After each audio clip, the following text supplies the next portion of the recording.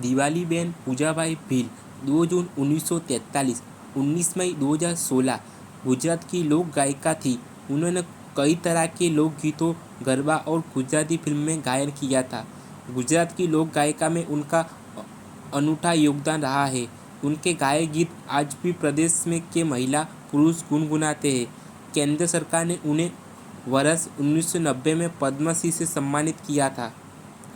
दिवालीबेन का जन्म 2 जून 1943 को अमरेली जिले के धारी तहसील के दलखणिया गांव में हुआ था।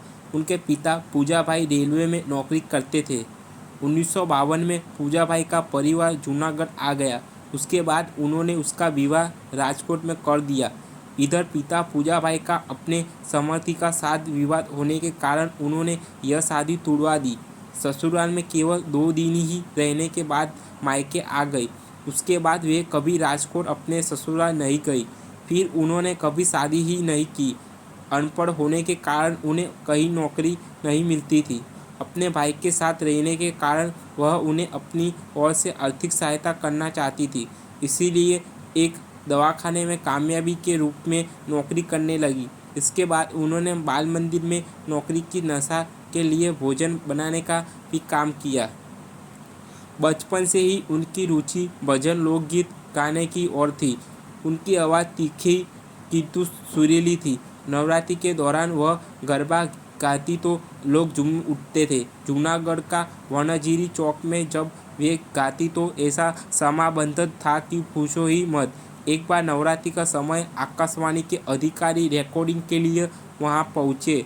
वहां उन सब ने उन्हें सुना। इस समय का वह उपस्थित हेम गढ़वी ने अधिकारी से उनके गीत की रिकॉर्डिंग के लिए कहा। इसके बाबा हेम गढ़वी के माध्यम से उनके गाए लोकगीतों की रिकॉर्डिंग की गई। तब उनकी उम्र केवल 15 वर्ष की थी। सबसे पहला स्टेज प्रोग्राम देने पर उन्हें जब पारिश्रमिक के रूप में 5 रुपये मिले तो वे बहुत ही खुश हुई। इसके बाद दिवालीबेन ने पीछे मुड़कर नहीं देखा। Delhi, Mumbai, London, France, America, Karachi जैसे स्थानों पर उन्होंने अनेक कार्यक्रम दिए। स्टेज प्रोग्रामों में उन्हें सबसे ज़्यादा गीत प्राणला यवसा के साथ गाया। उनकी सबसे बड़ी विशेषता यह थी कि वह हमेशा पारंपरिक वेश में ही रहती थी। गाते समय उनके सर पे पल्लू कभी नीचे नहीं गिरता था।